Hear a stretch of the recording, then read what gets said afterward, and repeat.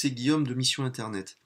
Dans la précédente vidéo, je vous expliquais comment créer des listes de mots-clés vraiment très pertinentes avec peu de concurrence et un volume de recherche suffisant pour vous donner des idées d'articles à publier le plus rapidement possible sur votre site ou sur votre blog, dans l'objectif d'attirer le maximum de visiteurs. Dans cette vidéo, je voudrais vous montrer comment concrètement vous allez utiliser les combinaisons de mots-clés que vous avez choisis pour rédiger l'article et faire en sorte qu'il remonte premier dans Google. Alors je vais vous montrer un exemple de ce que j'ai fait récemment. J'ai écrit un article sur le thé vert et la thyroïde parce que j'avais identifié qu'il y avait un potentiel sur la combinaison de mots thé vert et thyroïde. Et donc j'ai rédigé l'article, photo, contenu, on y reviendra en détail sur la technique tout à l'heure. Et le résultat est le suivant, au bout de quelques temps, quand on tape thé vert thyroïde dans Google, eh bien c'est le paradis du thé qui remonte en premier, c'est l'article que j'ai rédigé. Alors il n'y a rien de magique là-dedans, c'est juste de la méthode et je vais vous expliquer exactement comment faire. Donc je pars du principe que vous avez déjà utilisé l'outil de planification de mots-clés de Google AdWords. Si ce n'est pas le cas, je vous invite à regarder la précédente vidéo qui vous explique comment faire. Donc je pars du principe que vous avez déjà généré votre liste de mots-clés et que vous avez identifié donc des combinaisons avec une concurrence faible ou moyenne et un volume de recherche suffisamment intéressant. Voilà, là je prends un exemple, imaginons un client dont le business c'est d'aider les gens à venir s'installer au Portugal pour leur retraite.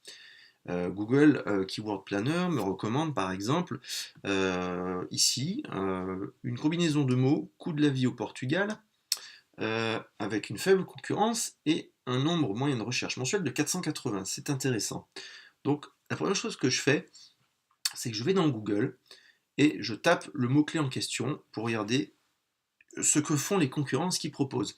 Le but du jeu, ça va être d'écrire l'article le plus intéressant, le meilleur article d'Internet à ce sujet. Alors, ça peut paraître un peu prétentieux de le dire, mais c'est faisable. Comment? En faisant un best-of de tous les autres meilleurs articles qui parlent de ce sujet. Donc, ce que je fais, c'est je tape la requête dans Google et je regarde qui ressort premier.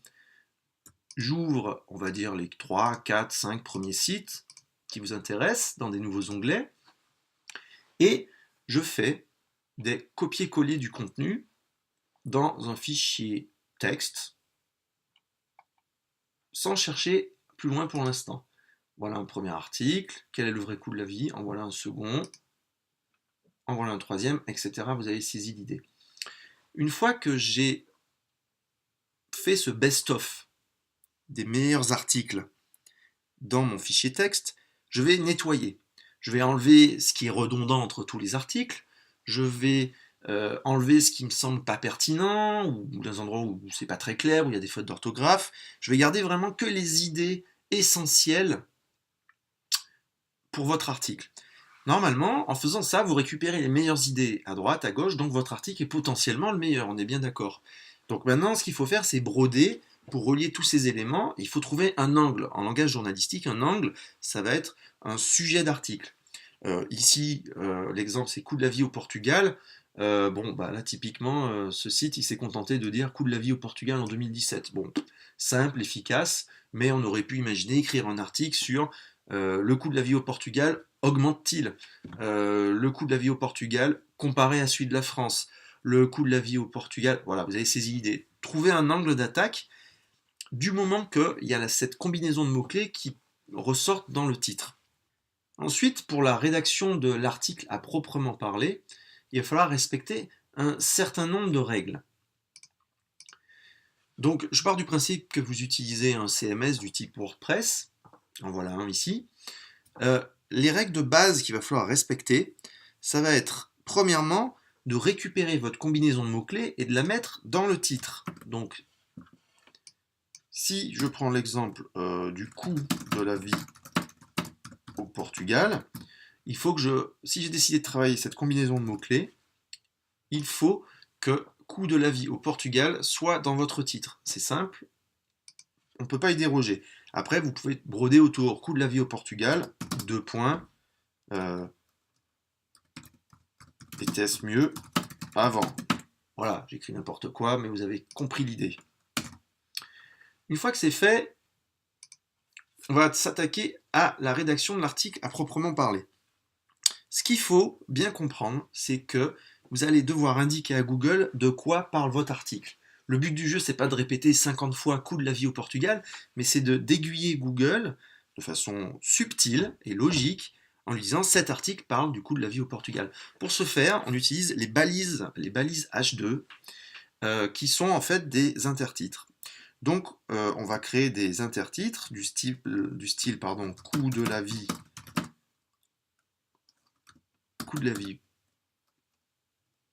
au Portugal, en 2017, mieux ou pire.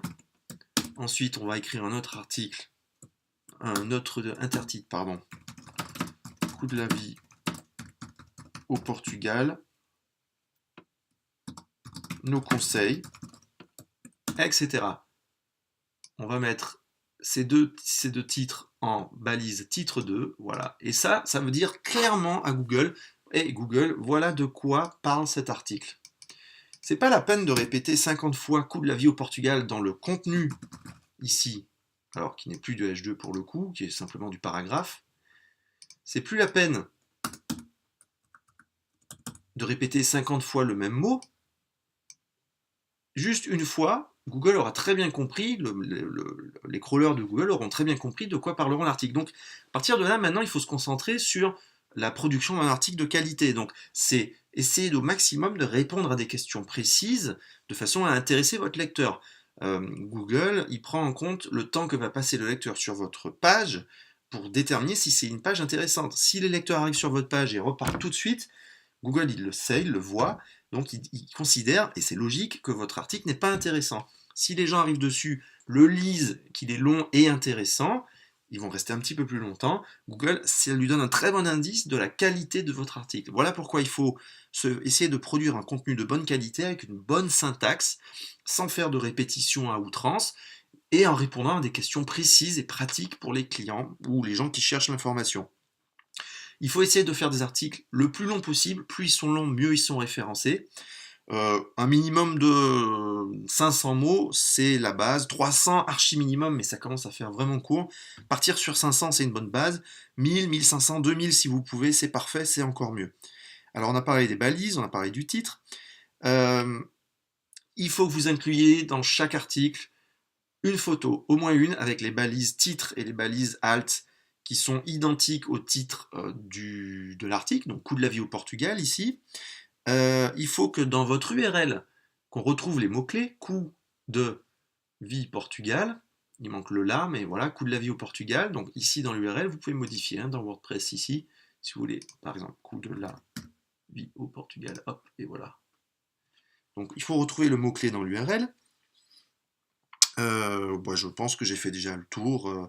Et il faut aussi que votre page ne soit pas un cul-de-sac. C'est-à-dire que quand les visiteurs arrivent dessus, ils aient des ouvertures à l'extérieur. Donc non seulement y inclure au moins un lien vers un autre article sur un autre site sur Internet, et y inclure aussi des liens vers vos propres articles. Par exemple, à la fin de l'article, en savoir plus, lire aussi cet article sur un sujet proche ou similaire. J'en profite pour vous signaler que pour vous aider dans la mission, la tâche de rédiger des articles SEO optimisés, si vous êtes sous WordPress, vous pouvez installer le module qui s'appelle Yoast SEO, qui est vraiment très bien parce qu'en définissant un mot-clé principal, par exemple coût de la vie au Portugal, il va vous dire, avec les points rouges et les points violets et les points verts, ce qui est bien dans votre article et ce qui n'est pas bien, et ce qu'il faut optimiser. Par exemple, mon texte contient 0 mots, et évidemment, donc un minimum de 300, il va compter. Définir une métadescription. Donc ici, par exemple, il vous permet de définir une métadescription précise. Coût de la vie au Portugal, nos meilleurs conseils et analyses pour ne pas se faire plumer, par exemple. C'est l'idée. Ce qui est très important de comprendre aussi, c'est qu'il ne faut surtout pas faire de copier-coller à l'identique de portions de texte que vous allez trouver sur les sites de vos concurrents. Ça s'appelle du duplicate content. On ne sait pas exactement en quelle mesure Google va considérer qu'un copier-coller issu d'un autre site sera du duplicate content, mais de toute façon, ça n'apporte pas beaucoup de valeur aux clients, donc ça n'apporte pas beaucoup de valeur au schmilblick. Donc ça, il faut éviter. S'il y avait des portions de texte, des paragraphes qui vous plaisent vraiment chez les concurrents, le mieux c'est de les remanier à votre sauce, en modifiant des mots, en modifiant des textes, en rajoutant vos idées, en rajoutant des exemples par exemple. Voilà, tout ça, ça apporte de la valeur et ça évitera le duplicate content et ça fera en sorte que votre article est unique et passionnant. Voilà, une fois que votre article est terminé et que vous l'avez publié, n'hésitez pas à aller le partager sur les réseaux sociaux, Facebook, LinkedIn, Twitter, Pinterest, Instagram et tout ce que vous voulez. Ça ne sera que bénéfique pour vous. Voilà, j'espère que cette vidéo vous a plu. Restez abonné à ma chaîne en vous abonnant juste ci-dessous. Je rajouterai quelques liens intéressants sur des outils, notamment Yoast, sur un plugin qui vous permet de générer automatiquement des liens croisés pertinents pour distribuer le flux de visiteurs sur votre site de façon harmonieuse. Et à la prochaine. Merci.